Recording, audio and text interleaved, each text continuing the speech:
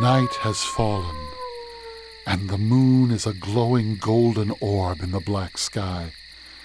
See how it shines on the dark back roads of America, and on one road in particular. Come with us, and we'll take a walk down the moonlit road and listen to bone-chilling tales told by some of the nation's best storytellers. Join us now and simply step out, for the night is waiting and the moon is full.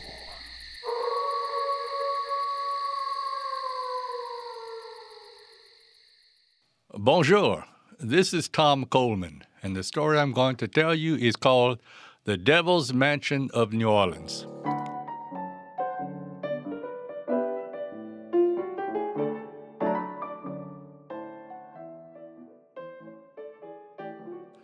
Did you know the devil used to live in a New Orleans mansion?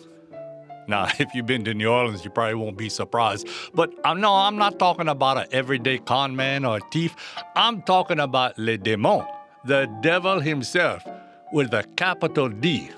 The horns, the red cape, the pitchfork, the ponytail, all that. It was said the devil built his mansion at 1319 St. Charles Avenue. That is right in the heart of New Orleans Garden District. Now, it was built sometime in the 1820s, and it stood for over 100 years. The property records are kind of sketchy, but some claim the house just seemed to show up one day. Poof! Other accounts describe a strangely complicated and drawn-out construction process, but when it was finished, that three-story lavish mansion dominated the street. Now, the devil was a master at temptation and playing tricks, but an architect? Oh no, Shaw, he was not. He painstakingly built and furnished each room individually before moving on to the next. But in later years after he was married, his new wife pushed him to complete the project, so he hurriedly built more rooms in like a haphazard maze, each room on a different floor, connected by steep staircases and no thresholds. The dining room alone was hilariously big. It stretched from one side of the house to the other. But the kitchen, butler's pantry, and the hallway were all on separate floors, and you had to get to them by stairs going up and down. Now, the devil's new wife, his latest one, she was a jolie catin, a pretty little thing. She was a French Creole woman named Madeleine Frenot. She had long brunette hair, the softest skin, and piercing green eyes. At first, the devil was smitten by her, showering Madeleine with fine silks and priceless jewelry. He filled their home with books and mesmerizing art. He hired the finest European woodcarvers to design special furniture for her. And he brought in swarms of these little pint-sized demons to tackle all the housework. But at the end of the day, he was still Le Démon, the devil.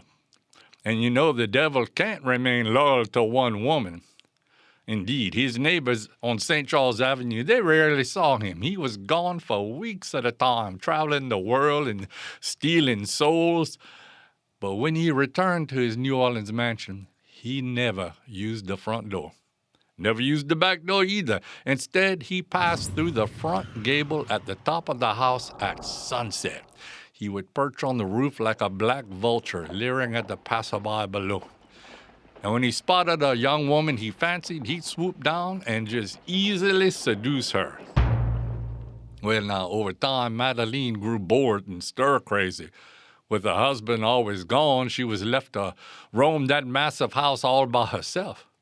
Friends and family were kind of scared of the place, so they never came to visit. And those pestering little demons were constantly underfoot. The blood-red walls seemed to close in on her. What a mistake I've made, she thought more than once. Well, after some time, Madeleine took a lover, a dashing young Creole named Alcide Cachien. But Madeleine wouldn't tell Alcide she was married. And knowing her neighbors avoided her home like the plague, she felt safe carrying on their little tryst behind closed doors without tongues wagging. Man, of course, one man knew all about her affairs. The devil. He also knew that Alcide was growing tired of her. Alcide never understood why Madeleine refused to leave the house. They couldn't be seen in public together. As for the devil, he wasn't jealous so much as annoyed. I mean, did his wife really believe she could fool him, the ultimate trickster? So he came up with a trick of his own. One evening, Alcide came over for their normal dinner. Madeleine brought out their finest silver, crystal, and china. She shooed away the little demon helpers and made a special meal herself. As they sat across the enormous Italian carved table from each other, she could tell something was wrong. Even all the pretty light from the sparkling crystal chandelier couldn't cut through the darkness closing in. Alcide told her about an odd encounter he had on the way over. Seems he was stopped in the street by this dapper man he had never seen before.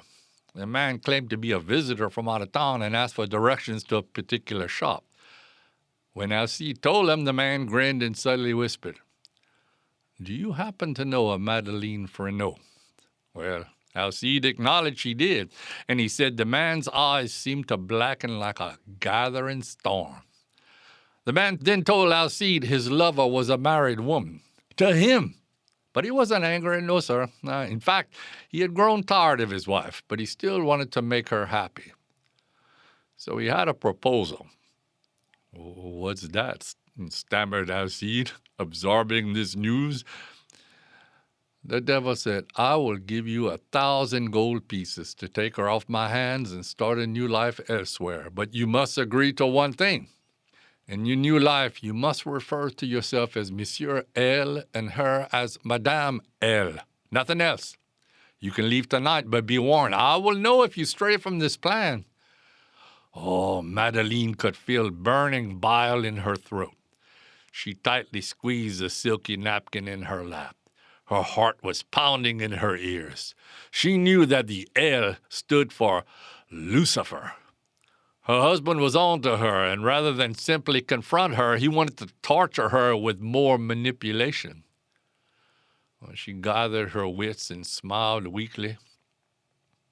"Then let us leave, my love. I never really loved him. Our marriage was a mistake. We can be free together. I will make you happy, I promise."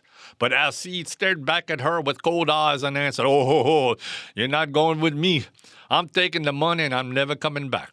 I would never trust you now. Once a cheat, always a cheat. And I'm not going to ruin my future by seeing with a common putain, a loose woman." His piercing words hung in the air, and Madeleine stared back in disbelief. But this time, a volcanic rage built up inside her, flushing her face. Her knees shaking violently. The devil had seen this hidden anchor behind her demure appearance from day one. It's why he married her.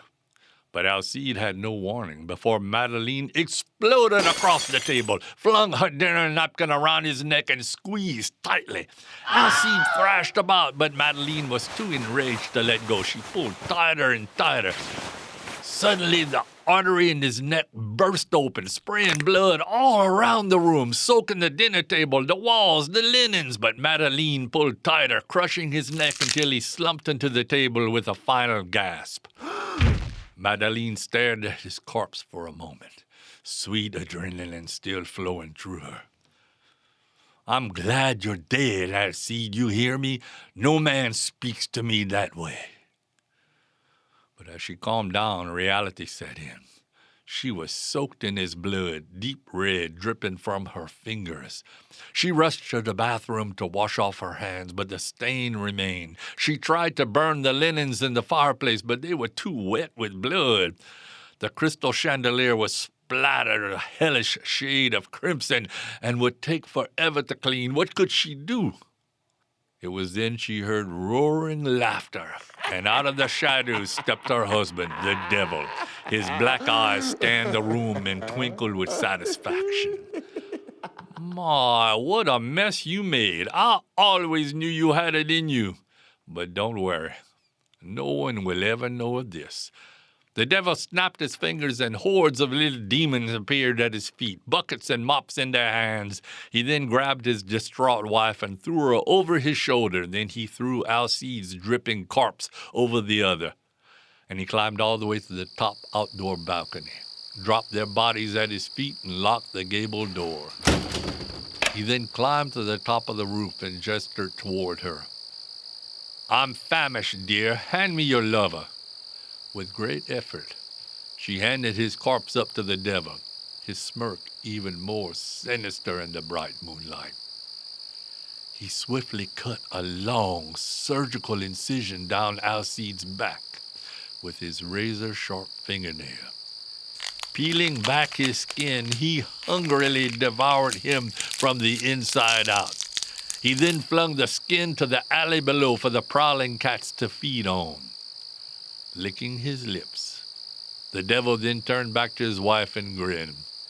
She was paralyzed with fear as the devil grabbed her and devoured her body in the same manner, throwing her skin to the cats. Now that could have been the end of the story, except the devil had made a big mistake. You see, in his bloodlust, he forgot he could never expose himself to the full moon, and the moon was very full and bright that night. He howled with agony as death claimed his body, burning him from his feet to his neck. But his head remained fused to the gable, either from the sticky blood of his victims or burned into the stone. Either way, passerbys claimed for years they could see the devil's anguished face screaming down at them from 1319 St. Charles Avenue.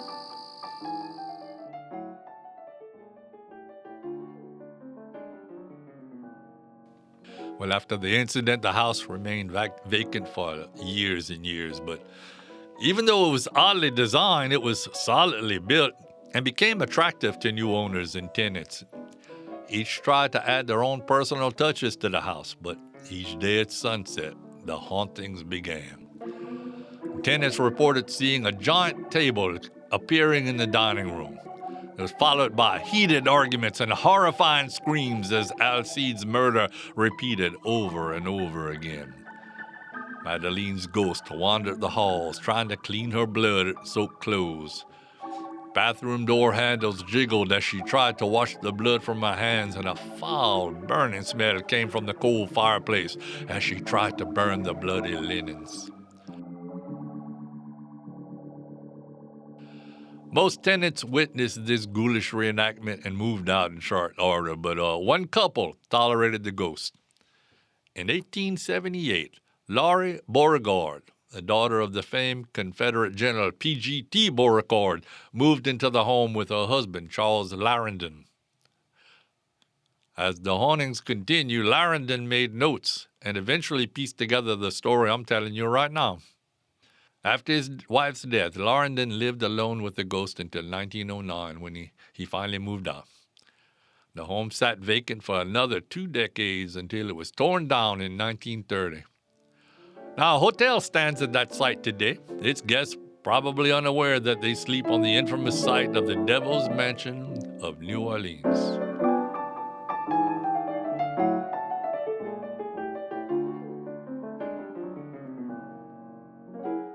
We hope you enjoyed this story from the Moonlit Road podcast. Please tell your friends, family, and complete strangers about us by rating and reviewing our podcast. You can find us on Facebook and Twitter, now X, at The Moonlit Road. Visit our website, themoonlitroad.com, for many more stories not on the podcast. This episode was adapted from Folklore by Craig Dominey. Your storyteller was me, Tom Coleman. Special thanks to KRVS Radio Acadie in Lafayette, Louisiana, for allowing us to record this story. Please visit their website at krvs.org. Additional audio production by Henry Howard. The Moonlit Road podcast is a production of the Moonlit Road, LLC. That concludes this walk down the Moonlit Road, but you can always come back on your own.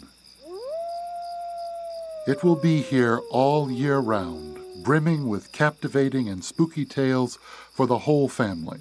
The Moonlit Road can be found on the World Wide Web at www.themoonlitroad.com. The stories are always chilling, and the moon is always full. On the Moonlit Road.